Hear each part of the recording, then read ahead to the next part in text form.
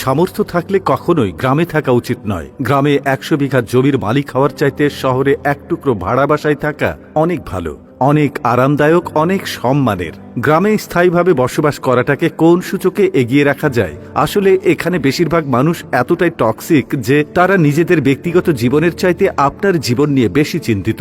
আপনার চুল বড় কেন, অনার্সে পড়া সত্ত্বেও মেয়ের বিয়ে দেয় না কেন, 25 বছর বয়সে আপনি বেকার কেন, আপনার কোনো ব্যাচমেট বা আপনার সমবয়সী কেউ যদি বিদেশে গিয়ে লাখ লাখ টাকা কামায় তাহলে আপনি এখনো পড়াশোনা করছেন কেন? এসব আজগুবি বিষয় নিয়ে তাদের অনেক টেনশন। গ্রামের সব থেকে বোকা মানুষটাও শহরের মানুষকে এক হাটে 3 বার বিক্রি করতে পারবে। সামান্য জমি জমা নিয়ে যে কূটনৈতিক খেলা চলে গ্রামের মুরব্বীদের মাথায়, তা আন্তর্জাতিক কূটনীতিকদের মাথায়ও খেলবে না। আপনি পুকুরে যত্ন সহকারে মাছ চাষ করবেন, একদিন ঘুম থেকে উঠে দেখবেন সব মাছ মরে ভেসে আছে। আপনি কিছু নতুন ফুল ফলের গাছ রোপণ করবেন, সকালে দেখবেন গাছের গোড়া থেকে ভেঙে রাখা হয়েছে। এমনকি আপনার বোনের কিংবা মেয়ের বিয়ে ঠিক করবেন, সহজ সরল কেউ একজন নিজে সিএনজি ভাড়া করে যে বরপক্ষের কাছে দুর্নাম করে বিয়ে ভেঙে দেবে। মাঝে মধ্যে তারা এমন কিছু বিষয় নিয়েও চিন্তিত হয় যেসব বিষয় নিয়ে আপনার ফ্যামিলি মাথায় ঘামায় না। গ্রামের টক্সিসিটির আরো একটি বিরাট পার্ট হচ্ছে ঝগড়া। আপনি এমন কোনো বাড়ি খুঁজে পাবেন না যেখানে জায়গা জমি নিয়ে বিবাদ বা বিরোধ নেই। প্রত্যক্ষ এবং পরোক্ষভাবে এই ফ্যামিলি সেই ফ্যামিলি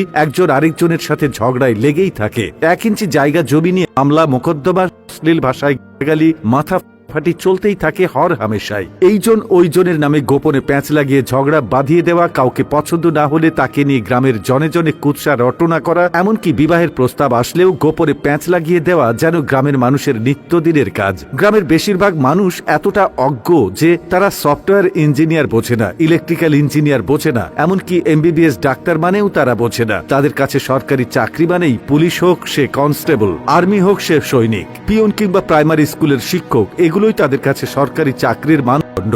একজন নার্সকে তারা যেমন ভাবে ডাক্তার ভাবে, তেমনি ভাবেই একজন সরকারি মেডিকেল এমবিবিএস বা অন্যান্য ডাক্তারি ডিগ্রিধারীদেরকেও তারা একই রকম মনে করে। তাদের কাছে আপনি সরকারের কততম গ্রেডের চাকরি করেন তার চাইতে বেশি ইম্পর্ট্যান্ট আপনি প্রাইভেট জব করেন নাকি গভর্নমেন্ট। আপনি প্রাইমারি স্কুলের পিয়ন হলেও হয়তোবা তারা মেয়ে বিয়ে দিতে চাইবে, কিন্তু যদি শোনে আপনি প্রাইভেট কোম্পানির চাকরি করেন, সে চাকরি যতই ভালো হোক তারা আমতা আমতা করবেই। তাদের কাছে আপনার উচ্চশিক্ষা গ্রহণের চাইতে আপনার যে বন্ধু এসএসসি পরীক্ষার পরে সৈনিক, কনস্টেবল কিংবা বিদেশের লেবারে কাজ করতে গিয়েছে তাদের দাম অনেক বেশি। আর টক্সিসিটির সবচেয়ে বিরক্তিকর আরেকটা পার্ট হচ্ছে গ্রামের চায়ের দোকানগুলো। প্রতিটি চায়ের দোকানে চায়ের কাপের চুমুকেই উঠে দিয়ে, যেখানে কার বউয়ের বাচ্চা হচ্ছে না, কার বউ কার সাথে কথা বলেছে, কার ছেলে মেয়ের বিবাহ হচ্ছে না, সেসব থেকে শুরু করে রাজনীতি, অর্থনীতি, খেলাধুলা কোনোটারই গবেষণা বাকি থাকে না, যার অধিকাংশই আবার গুজব। গ্রামের মানুষ যে কি চিজ, পরনে লুঙ্গি আর আলাভোলা একখান হাসি দেখে কাউকে সহজ সরল ভাববেন না। তামাম দুনিয়াটা মেলা ক্রিটিক্যাল ডিপ ফোকাস না করলে টেরি পাবেন না। এত সবের মাঝেও আপনার গ্রামে কিছু শুভাকাঙ্ক্ষী থাকে যারা আপনাকে বোঝার চেষ্টা করে, যারা অন্যের জীবন নিয়ে এতটা আগ্রহী বা উৎসাহী নয়। তারা মানে যে উচ্চশিক্ষা গ্রহণের চাইতে বিদেশ চলে যাওয়া কিংবা কোনো কাজে লেগে পড়া কখনো বেটার অপশন নয়। যারা কিনা চায়ের কাপে মিথ্যা ও গুজবের ধোঁয়া ওঠায় না, তাদেরকে স্যালুট। তারা আজীবন সম্মান প্রাপ্য। কথাগুলো বলার উদ্দেশ্য কাউকে তিক্ততার মধ্যে ফেলা বা কাউকে কষ্ট দেওয়া নয়। সবাই ভালো থাকবেন, ধন্যবাদ।